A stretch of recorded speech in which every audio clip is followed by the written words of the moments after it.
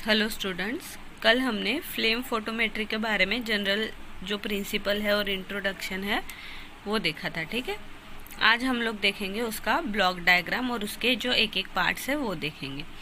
तो देखो, flame photometry भी जो सिंपल हमने जो स्पेक्ट्रोस्कोपी या स्पेक्ट्रोस्कोपिक अपैरेटस देखे हैं, ठीक है, वैसे ही होता है, बस वहाँ थोड़ा चेंजेस होता है। जो बेसिक कंपोनेंट्स है फ्लेम फोटोमेट्री के, वो जो हमारे स्पेक्ट्रोस्कोपी या स्पेक्ट्रोस्कोपिक मेथड्स में होते हैं वैसे ही होते हैं।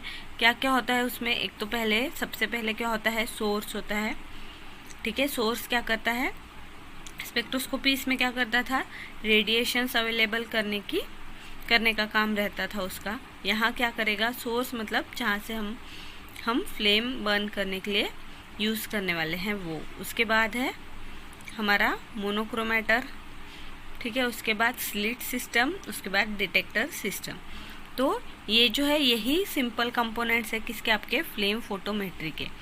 उसके साथ साथ लेकिन फ्लेम फोटोमेट्री में क्या होगा, फ्लेम हम लोग जनरेट कर रहे हैं तो फ्लेम के लिए सोर्स क्या रहेगा, बर्नर रहेगा। ठीक है, क्योंकि बर्नर का यूज़ करके वहाँ क्या होगा, फ्लेम होगी, जिसमें कि फ्लेम का क्या काम रहेगा, हमारे सैंपल सॉल्यूशन को बर्न करके उसमें से एटम्स को प्रोड्यूस करना। ठीक है, तो अब देखो ये जो है सिंपल ब्लॉक डायग्राम है, क्या क्या है, फ्यूल और ऑक्सीडेंट। फ्यूल और ऑक्सीडेंट का यूज़ होके क्या होगा, यहाँ सामने जो फ्लेम होगी फ्यूल और ऑक्सीडेंट के प्रेजेंस में वो बर्न होगी, और यहाँ सैंपल यहाँ से अगर इंट्रोड्यूस किए, फ्लेम एक्साइटेशन यूनिट, मतलब फ्लेम है, यहाँ से फ्लेम है और हमारा सैंपल इंट्रोड्यूस हो रहा है, एक्साइटेशन की वजह से क्या होगा, हमारा सैंपल बर्न होगा। फिर उसको क्या अटैच रहेगा, स्पेक्ट्रल आइसोलेटर। आइसोलेटर क्या करेगा, आइसोलेट करेगा। डिटेक्टर हमारा डिटेक्ट करेगा कंपोनेंट्स को या बोल लो एलिमेंट्स को। एम्पलीफाई करेगा रिजल्ट को, और यहाँ हमें रिजल्ट या रीड आउट मिलेगा। ठीक है, तो ये है हमारा सिंपल इंस्ट्रूमेंटेशन यानी ब्लॉक डायग्राम है किसका, हमारा फ्लेम फोटोमेट्री का। तो अब जो फ्लेम फोटोमेट्री है, देखो इसमें पहले हम लोग देखेंगे कि बर्नर सबसे मेन इंग्रेडिएंट, सबसे मेन जो है हमारा जो क्या रहेगा, अपैरेटस यहाँ रहेगा, बर्नर रहेगा।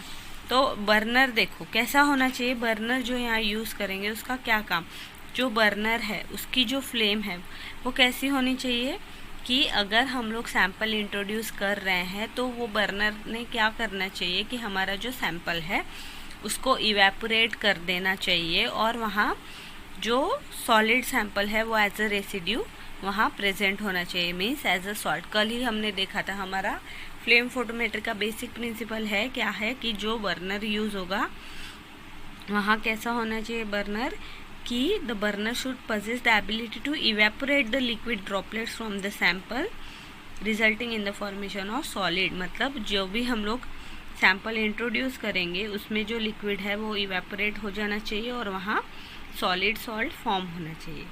और क्या देखा था, जो सॉलिड बनना है अभी उसका फिर से बर्निंग होगा, जिसके वजह से वहाँ क्या फॉर्म होंगे, एटम्स फॉर्म होंगे, तो वो भी होना चाहिए।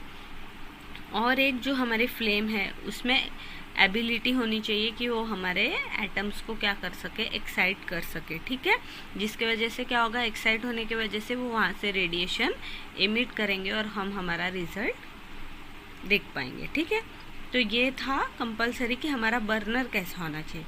अब जो बर्नर है वो किस पे काम करेगा, टेम्परेचर पे। तो टेम्परेचर जो है हमारा, ठीक है, वो कैसे हम लोग जो टेम्परेचर हमारा फ्लेम का रहेगा उसके लिए हमें क्या क्या, कौन से फैक्टर्स या क्या क्या उसको अफेक्ट करते हैं, तो उसको अफेक्ट करने वाली चीज़ जो है वो है main type of fuel and oxidant या फ्यूल टू ऑक्सीडेंट का रेशो। जो फ्यूल और ऑक्सीडेंट यहाँ यूज़ होने वाला है वो कौन सा फ्यूल और ऑक्सीडेंट यूज़ होने वाला है और उसका रेशो क्या है, उस पर डिपेंड रहेगा। उसके बाद हम लोग कौन सा सैंपल सॉल्वेंट यूज़ कर रहे हैं सैंपल सॉल्यूशन बनाने के लिए, उस पर डिपेंड रहेगा। उसके बाद हमारा जो सॉल्वेंट है, मतलब जो सॉल्वेंट जब फ्लेम में, सॉल्वेंट को हम लोग कहाँ इंट्रोड्यूस करेंगे, फ्लेम में, तो सॉल्वेंट फ्लेम में कैसे इंट्रोड्यूस करेगा या कितना वॉल्यूम या कितना उसका अमाउंट इंट्रोड्यूस करेगा उस पर भी डिपेंड रहेगा। और साथ ही साथ जो बर्नर हम लोग यूज़ कर रहे हैं उस पर भी डिपेंड रहेगा। ठीक है, तो ये था मेन कि बर्नर कैसा होना चाहिए और जो उसमें फ्लेम का जो टेम्परेचर है वो किस पे बेसिस रहेगा, ठीक है।